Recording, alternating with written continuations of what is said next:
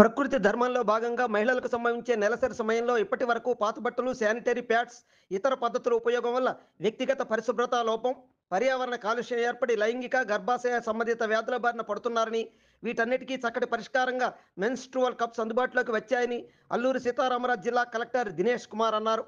కాగా దేశంలోనే తొలిసారిగా ఏజెన్సీ ప్రాంతం డివిజన్ కేంద్రం చింతూరు సామాజిక ఆరోగ్య కేంద్రంలో ఏర్పాటు చేసిన మెన్స్ట్రువల్ కప్స్ వాడకంపై అవగాహన కార్యక్రమం కప్స్ పంపిణీని ప్రారంభించి జిల్లా కలెక్టర్ మాట్లాడారు.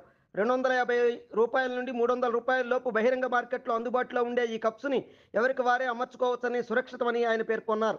అలాగే ఇటువంటి విషయాలపై బిడియం వీడి మాట్లాడుకుంటే మరింత మందికి అవగాహన ఏర్పరిచిన వారమవుతామని అంటూ భగవాన్పురం గ్రామ సమాఖ్య అధ్యక్షురాలు సుధారాణి కప్స్ వాడకంపై తన అనుభవాలను చక్కగా వివరించారంటూ ఆమెను స్థానిక ఐటీడీఏ పీఓని జిల్లా కలెక్టర్ అభినందించారు.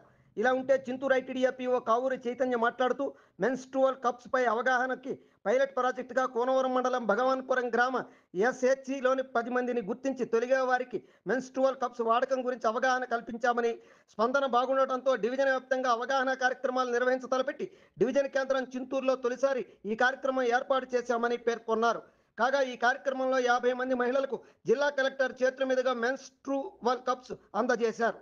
ఈ కార్యక్రమంలో రంపచోడవరం ఐటీడీఏ పీఓ సూరజ్ గనూరే, అల్లూరు జిల్లా joint collector Bhavana Vasishta, Rampa sub collector Prashant Kumar, DM and HO Jamal Khan, DCHS Krishnarao, additional DM and HO Pullaiah, Chintur area hospital superintendent Kotireddy, gynaecologist Swetha, Velugu APD Srinivas, ఏపీఎంలు నాయుడు, భాస్కర్లతో పాటు వెలుగు సిబ్బంది పాల్గొన్నారు. ముఖ్యంగా ఇవాళ ఈ కార్యక్రమము ఈ మెన్స్ట్రువల్ హైజీన్ అంటే ఋతుస్రవణం అని ఇప్పుడే ప్యూర్ ట్రాన్స్లేట్ చేసి చెప్పారు.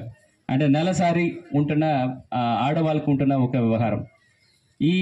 ఈ విషయాల్లో మనం ప్రతి ఒక్కరు కూడా దీని గురించి ప్రతి ఇంట్లో ఎవరినో ఒక ఆడవాళ్ళు ఉంటారు. ఆడవాళ్ళు ఈ మెచ్యూరిటీ ఆర్ ప్యూబర్టీ అటెండ్ చేసిన వాళ్ళు ప్రతి ఒక్కరికి ప్రతి నెలలో వచ్చిన వ్యవస్థవి కాదు అది. సో ఇది అన్ని కూడా ఆడవాళ్ళ సమస్య అంటారు. ఇది ఆడవాళ్ళ సమస్య కాదు, అందరి సమస్య, అంతే కదా. సో ఒక ఇంట్లో ఒక తండ్రి కానీ ఒక అన్న కానీ ఏదైనా బాగాలేదంటే మన వాళ్ళ సమస్యను వదిలేస్తామా? మనం చూసుకుంటున్నాం కదా. అలాగే ఇది కూడా అందరి సమస్య. ఇది ఓన్లీ ఆడవాళ్ళ సమస్య కాదు. అండ్ ఇది చాలా చాలా ఒక న్యాచురల్ ప్రాసెస్, అంతే కదా. ప్రకృతి ఇచ్చిన ఒక నార్మల్ మనం ఎట్లా ఊపిరి వదుకున్నాం, ఇది ఎలా చేస్తున్నామో, బ్రీతింగ్ చేస్తున్నామో, ఎలా తింటున్నామో, అట్లా ఇది కూడా ఒక న్యాచురల్ ప్రాసెస్.